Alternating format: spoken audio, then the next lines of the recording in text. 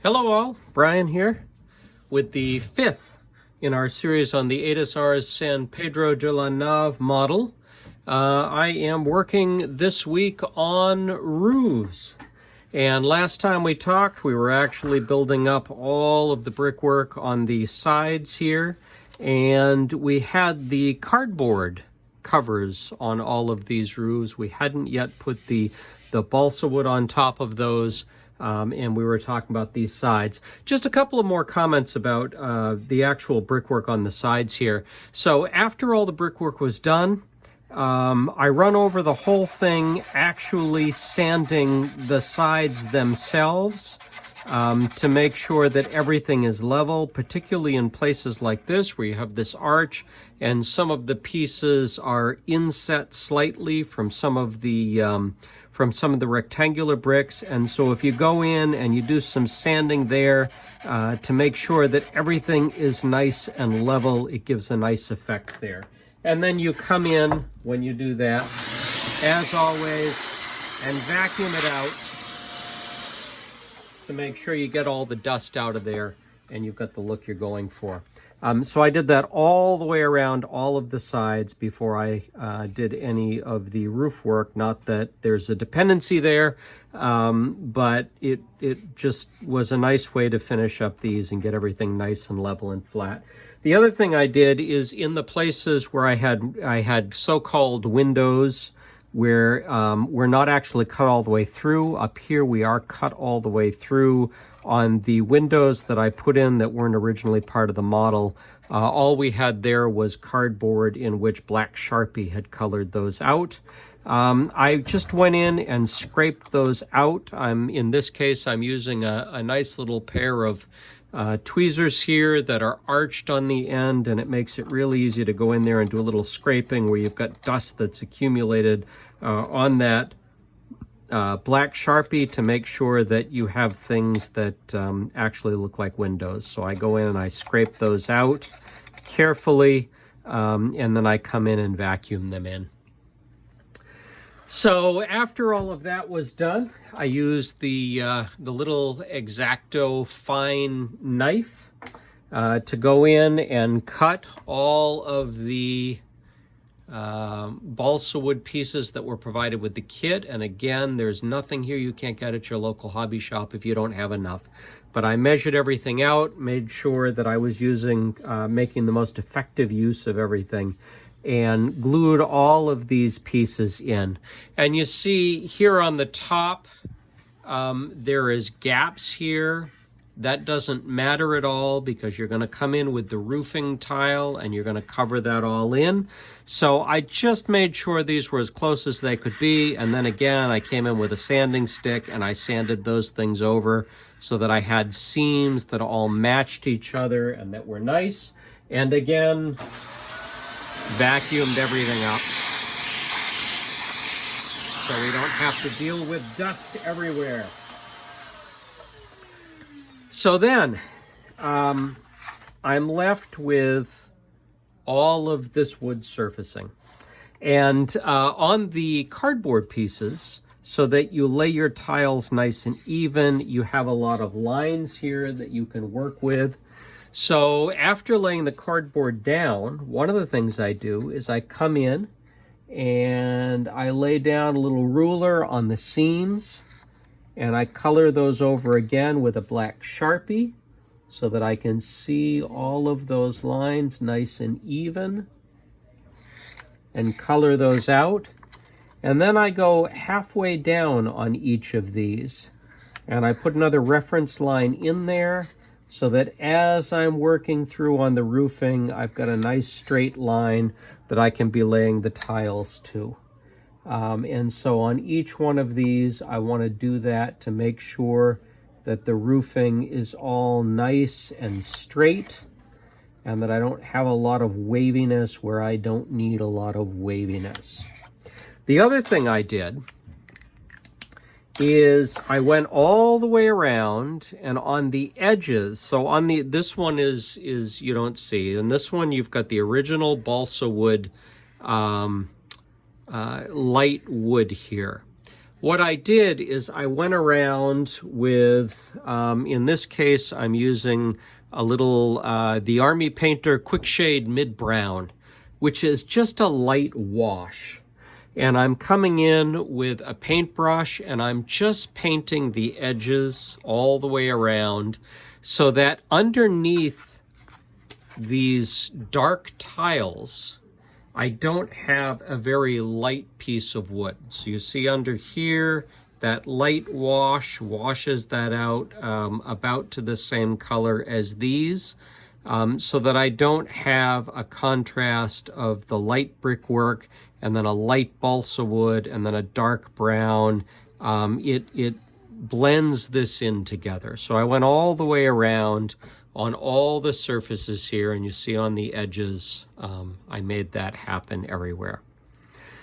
So then you begin laying the tiles one by one, and on these tiles, I've noted before, you have these little, you break apart the tiles, and I end up with a whole container here of tiles of different lengths, but largely the same width.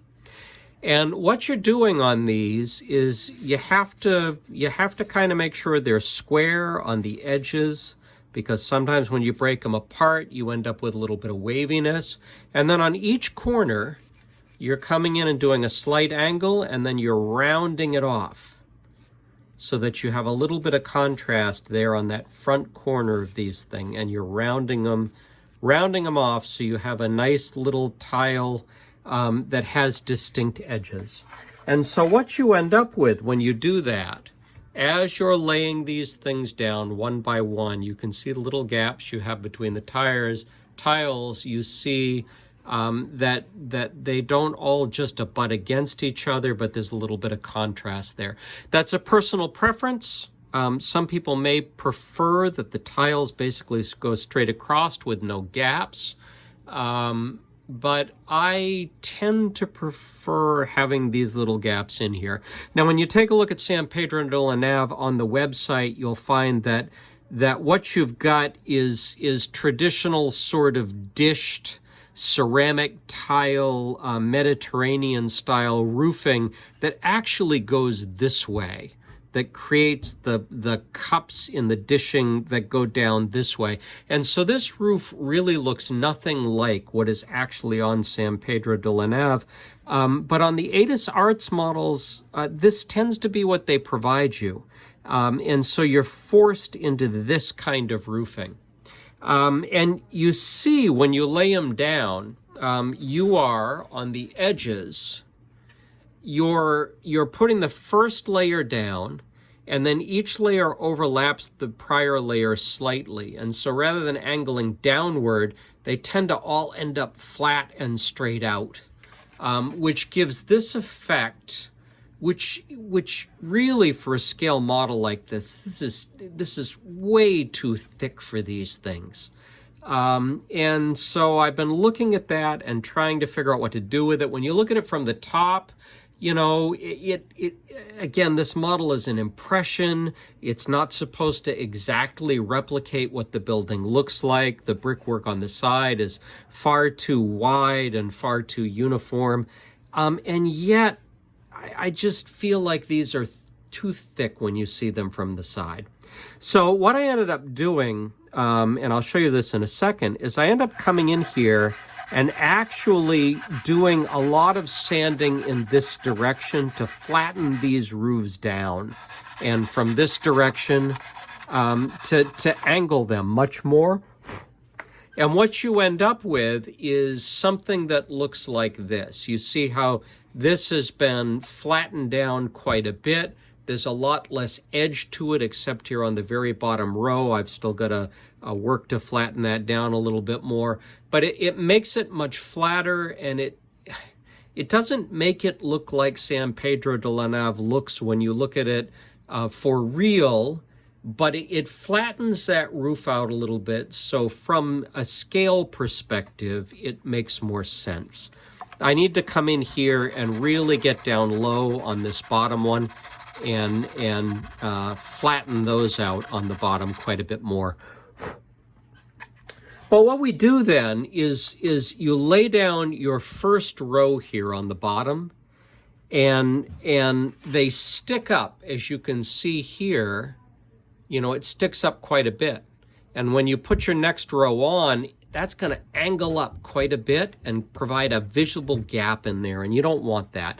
So after you put the first row down, you come in with a sanding stick and you sand across the side there so that the back edge falls down a little bit, so that when your next section of tiles go in, there's not as much of a gap up this way, that they tend to lay flat on there and they provide less of a gap. And again, you know, you see it here, you see it a little bit there, and I've got to sand down more. But getting behind there and sanding before you put the next row on, and then the next row and the next row and the next row, you always come in behind those and you sand this way so that they lay as flat as possible on there. So,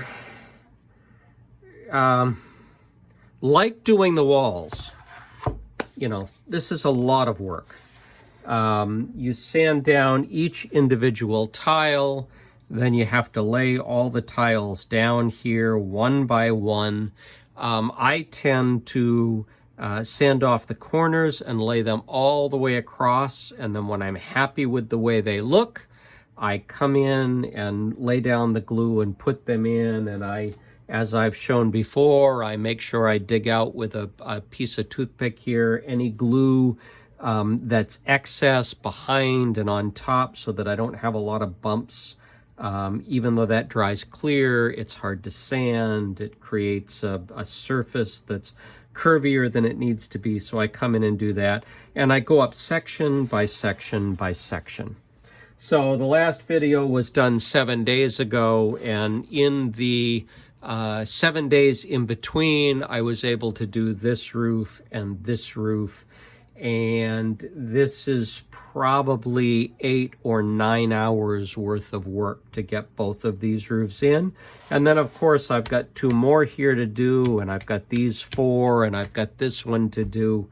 You know, so I'm probably looking at you know, another 2 weeks worth of work to get this all done. And then there's the question of, here's what they gave me. Will that be enough to do all of this? I'm not sure. Now, to give you a sense too, when I did all of these walls, on the first little model I did, the mini chalet I did as a practice run, I ended up with not having enough bricks. And the company was kind enough to send me some extras there, and I was able to put that together. On this model, however, San Pedro de la Nave, I did all of the brickwork on the edges, and this is what I end up with for excess. So the mini chalet didn't have enough, but San Pedro had quite a bit more here. And so I guess you never quite know. And if you do a few of these models, some will have less, some will have more, and you'll be in good shape. The other thing I wanted to note is I separated out pieces. So I've got the pieces that formed the arches here. I've got a few extra here. The arches over the windows, I've got a few extra here. And then I've got some miscellaneous pieces in here. And as I broke apart the roofing tiles, I ended up with a bunch of miscellaneous misshapen roofing tiles.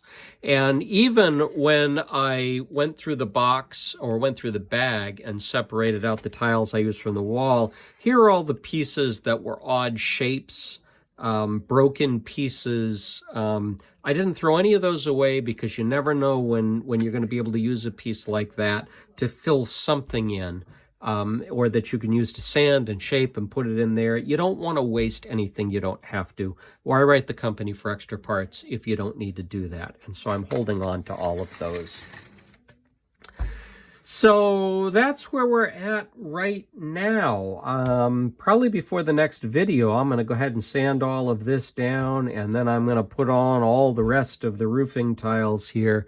And the next time we'll talk is when I actually build the wooden doors that I'm doing here and here and here.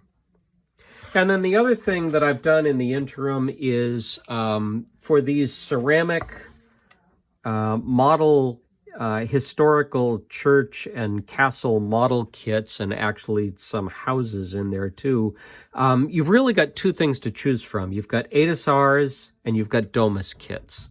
And I'm interested in how the two kits differ from each other. The Domus kits look much more rustic when you see them online, in terms of the different sizes and shapes of the bricks. And so I'm interested to see how they contrast with the Aedes Ars. And so I've got a Domus Kits church coming in as well that will probably be the next project after this, before I begin on the large model that I showed in the introductory video, the 2 foot by 2 foot model I've got of another church, much bigger kit that I'll probably begin after. So we'll see how that works out. So anyway, this is where we're at. Please comment, please like. I'd really be interested to hear other people's experience with this.